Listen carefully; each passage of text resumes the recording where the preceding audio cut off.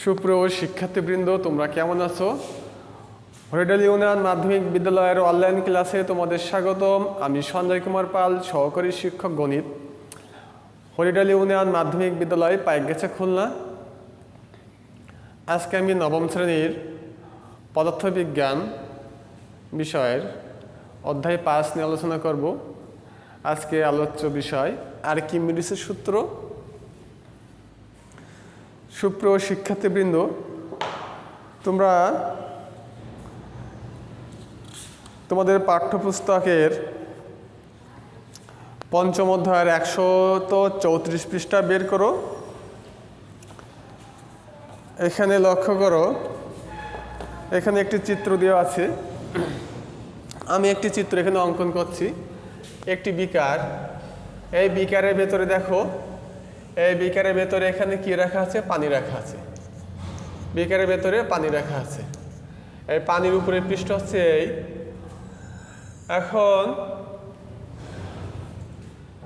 এখন পানির উপরে পৃষ্ঠ থেকে আমরা যত গভীরে আসব, পানির চাপ কত হবে? পানির চাপ কত হবে? যদি পানির উপরে পৃষ্ঠ থেকে যদি আমি এই গভীরতায় আসি, এই গভীরতায় যদি আসি, এই গভীরতায় আসি, এই বিন্দুতে যদি গভীরতা এইচ হয়, যদি গভীরতা এইচ হয়, তাহলে এই বিন্দুতে চাপ হবে, এই বিন্দুতে চাপ হবে চাপ P equal to H rho G. চাপ P equal to H rho G. H হচ্ছে তরলের পৃষ্ঠ থেকে এই বিন্দুর গভীরতা, আর রো হচ্ছে তরলের ঘনত্ব, এই যে তরল থাকবে তার ঘনত্ব, আর জি হলো অবিকর্ষজ তরল। আমি যদি আরও বেশি গভীরে আসি, তরলের পৃষ্ঠ থেকে যদি আরও বেশি গভীরে এখানে আসি, মনে করে এখানে আসলাম, তাহলে এইচের মান বাড়লো।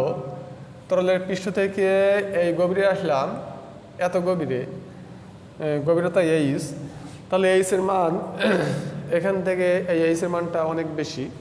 তখন এই বিন্দুতে চাপ একই, পি ইকুয়াল টু এইচ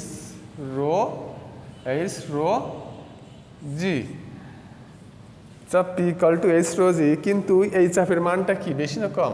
এই চাপের মানটা বেশি, কারণ এখানে গভীরতা এইচের মান বেশি, গভীরতা এইচ। আর রো তরলের ঘনত্ব, এই তরলের যে তরল থাকবে সেই তরলের ঘনত্ব, আর জি হচ্ছে অবিকর্ষজ ত্বরণ। তাহলে আমরা বুঝলাম, তরলের গভীরতা যত বাড়ে, তরলের পৃষ্ঠ থেকে ওর গভীরতা যত বাড়ে, যত গভীরে যা হবে তত গভীরে কি হবে? চাপ বেশি পাওয়া যাবে। তাহলে আমরা এখানে এইচ রো জির মান যত পাবো, এখানে এইচ রো জির মান তার থেকে বেশি পাবো। সেটি কার পরিবর্তনের ফলে আমরা এখানে মান বেশি পাচ্ছি?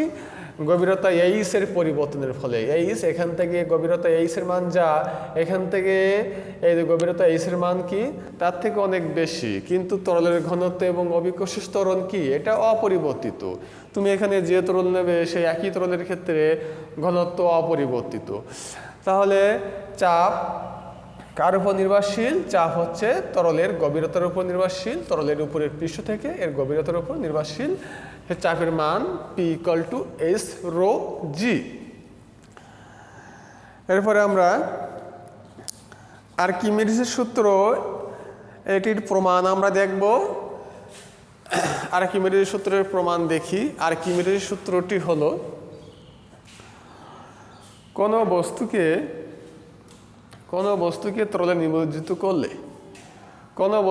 তরলে নিমজ্জিত করলে সেই বস্তু কিছু ওজন হারায়। সেই হারানো ওজন বস্তু কর্তৃক অপসারিত তরলের ওজনের সমান। অর্থাৎ দেখো, আমি এখানে একটি বিকার এঁকে রাখছি। বিকারের ভেতরে দেখো পানি আছে। এখানে নিচে একটি পাত্র দিয়ে রাখছি। আমি এই বস্তুটি যদি তরলের ভেতরে আমি নিমজ্জিত করাই,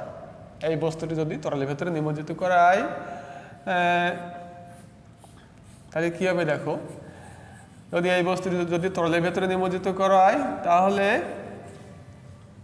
কি হবে?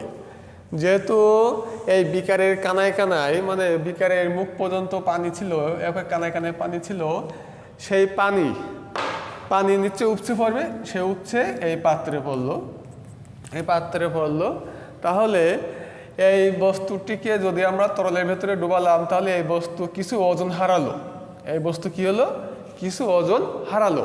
এই হারানো ওজন এই বস্তু কর্তৃক অপসারিত পানি মানে এই যে উপচে যে পানিটুকু পড়লো, এই অপসারিত পানির ওজনের সমান। তোমাদের পাঠ্যপুস্তকে যে সংজ্ঞাটি আছে আমি সেই সংজ্ঞাটি দেখে বলি। কোন বস্তু তরলে নিমজ্জিত করলে সেটি যে পরিমাণ তরল অপসারণ করে সেইটুকু তরলের সমান ওজন বস্তুটির ওজন থেকে কমে যায়। কোন বস্তু তরলে নিমজ্জিত করলে সেটি যে পরিমাণ তরল অপসারণ করে সেইটুকু তরলের সমান ওজন বস্তুটির ওজন থেকে কমে যায়। অর্থাৎ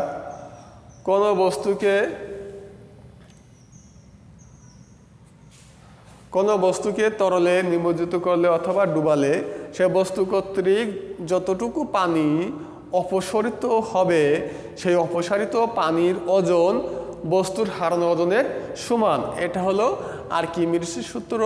আমরা এটা গাণিতিকভাবে প্রমাণ করব। তা তোমরা লক্ষ্য করো, আমরা সকলে কি জানি? তরল পদার্থ চারিদিক থেকে সমানভাবে চাপ প্রয়োগ করে। চারিদিক থেকে কি করে? সমানভাবে চাপ প্রয়োগ করে।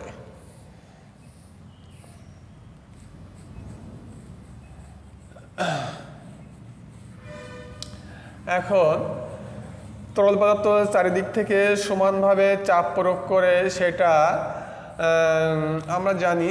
এরপরে দেখি, তাহলে তরলের উপরের পৃষ্ঠ থেকে যদি এই বস্তুর উপরের তলের গভীরতা যদি হয় H1, তাহলে এই বিন্দুতে চাপের মান কি হবে?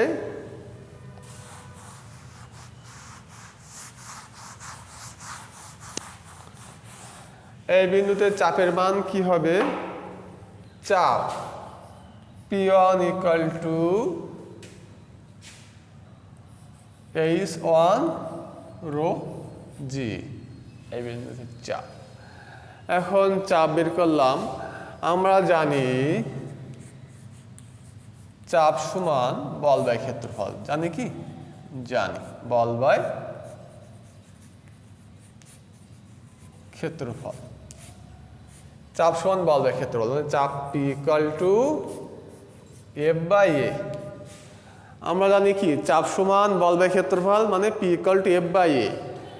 এখান থেকে আমরা আনতে পারবো কি? F =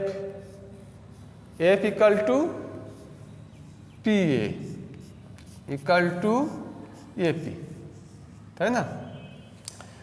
তাহলে বল সমান আছে ক্ষেত্রফল ইন্টু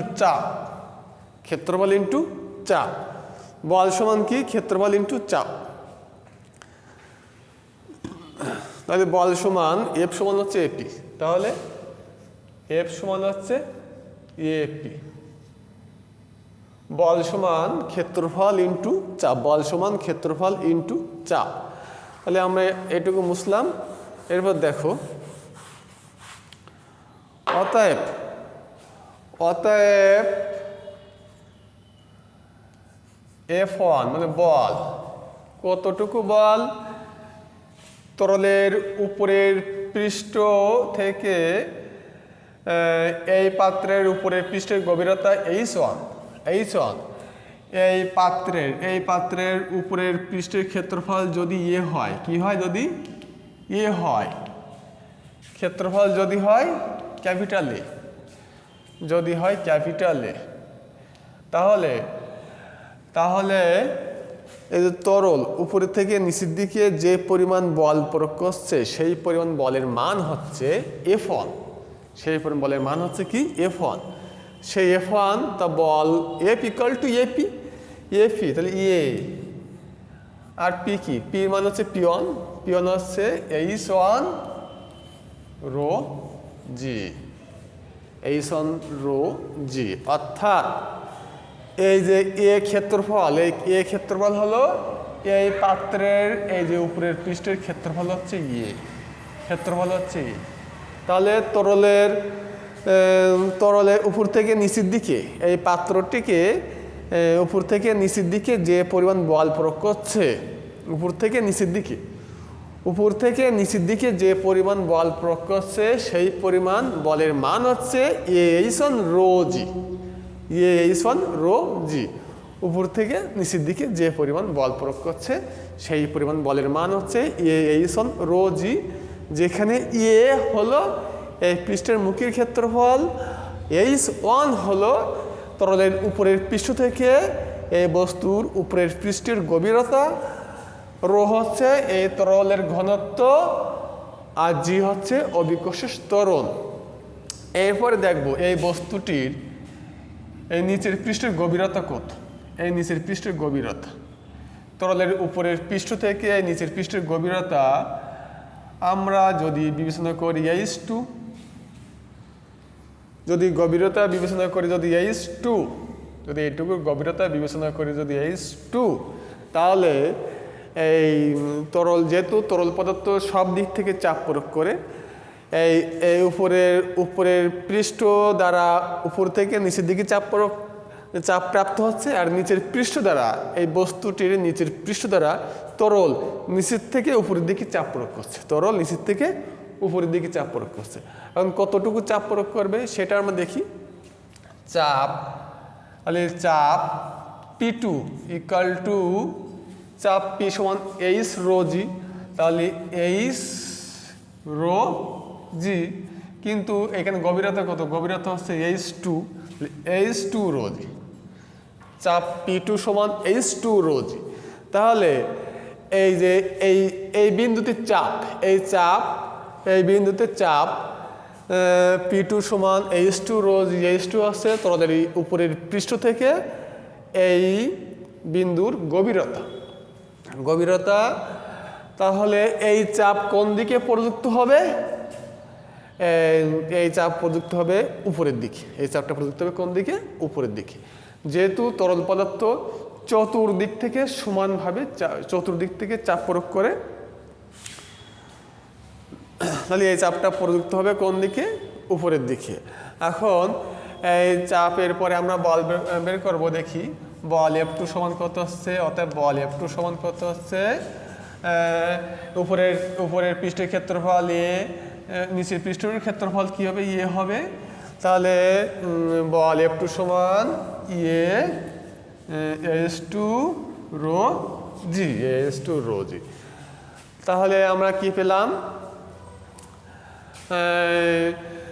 এই তরল পদার্থ এই বস্তুটিকে উপর থেকে নিচের দিকে যে বল প্রয়োগ করলো তার মান হচ্ছে এইটা, আর নিচের থেকে উপরের দিকে মানে এই পৃষ্ঠে নিচের থেকে উপরের দিকে যে বল প্রয়োগ করলো তার মান হচ্ছে এইটা। এবার তোমরা বলতে পারো আচ্ছা তাহলে এই সাইডে চতুর সাইডে বল প্রয়োগ করছে না তরল পদার্থ। হ্যাঁ, এই তরল পদার্থ এই বস্তুটাকে চারি সাইড থেকে বল প্রয়োগ করছে। এই পাশ থেকে যে বল প্রয়োগ করছে এই পাশ থেকে সেই বল প্রয়োগ করছে। পরস্পর সমান বল এবং বিপরীতমুখী বল বিধায় এই চতুর সাইডে বলটা কি হচ্ছে, বলের লব্ধি শূন্য হচ্ছে। পরস্পর কি সমান এবং বিপরীতমুখী বল চতুর সাইড থেকে যে বল প্রয়োগ করছে, পরস্পর সমান এবং বিপরীতমুখী বল বিধায় চতুর সাইড দিয়ে প্রযুক্ত বলটা কি হচ্ছে, শূন্য হচ্ছে। তাহলে এখানে অবশিষ্ট থাকছে কোন বল, থাকছে উপর থেকে নিচের দিকে প্রযুক্ত বল আর নিচের থেকে উপরের দিকে প্রযুক্ত বল। এরপরে আমরা তাহলে দেখি অতএব লব্ধি বল, অতএব কি বল,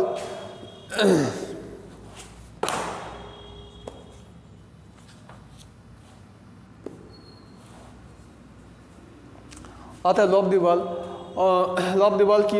বল কোন দিকে প্রযুক্ত হবে তোমরা দেখো। এখানে তোমরা নিশ্চয় বুঝতে পারছো H2 এর মান কি, H2 এর মান হচ্ছে এইটা।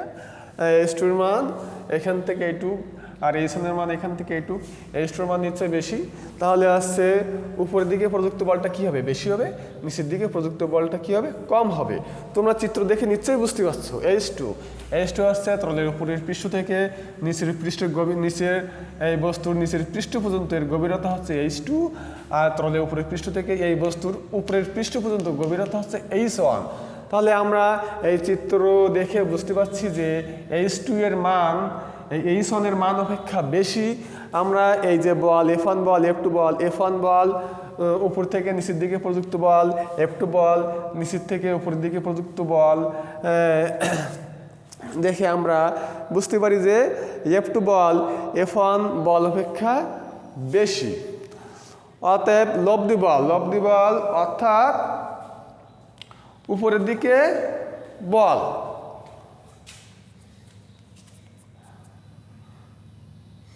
অতএব লব্ধি বল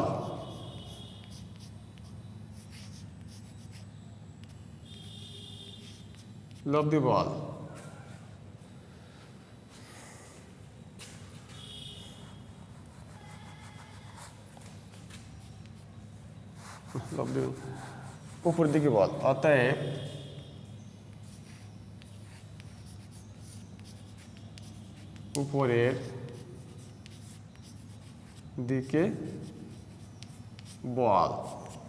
উপরের দিকে বল equal to F2 minus F1, F2 মান হচ্ছে H2 রো জি, F1 হচ্ছে H1 রো জি। আমরা এখান থেকে কমান নেব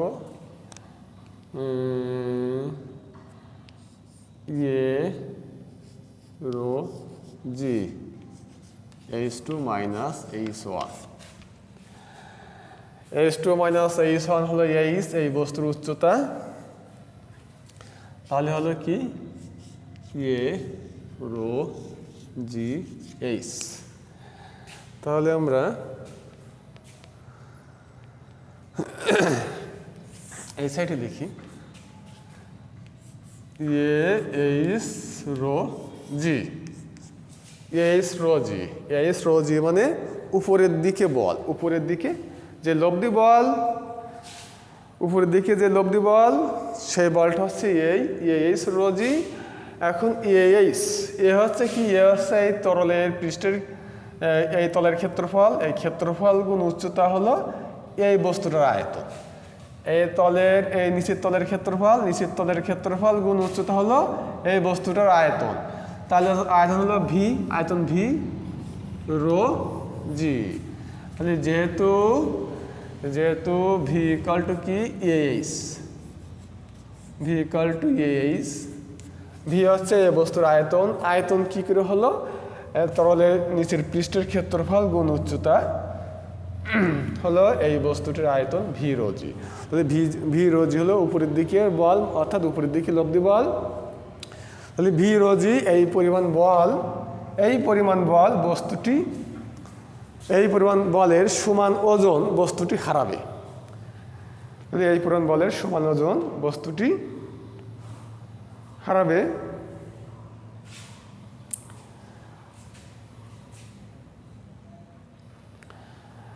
তাহলে একটি বস্তুকে তরলে আংশিক বা সম্পূর্ণ নিমজ্জিত করলে বস্তু কর্তৃক অপসারিত পানির ওজন বস্তুটির হারানো ওজনের সমান। এখন এই বস্তুটির হারানো ওজন হচ্ছে ভি রো জি। এখন এই ভি রো জি এই মানটিকে বলা হয় প্লবতা। এই ভি রো জি হারানো ওজন হচ্ছে প্লবতা। ঊর্ধ্বমুখী লব্ধি বলই হচ্ছে প্লবতা।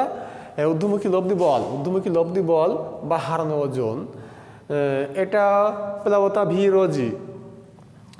তাহলে সুপ্রিয় শিক্ষার্থীবৃন্দ, তোমরা নিশ্চয়ই বুঝতে পারলে ঊর্ধ্বমুখী লব্ধি বল আমরা বের করলাম ভি রো জি। এই ভি রো জি হচ্ছে ঊর্ধ্বমুখী লব্ধি বল। এই পরিমাণ বল বস্তুটির ওজন হারাবে, এই পরিমাণ বলের সমান ওজন বস্তুটি হারাবে। আর ঊর্ধ্বমুখী লব্ধি বল এটি হচ্ছে প্লবতা।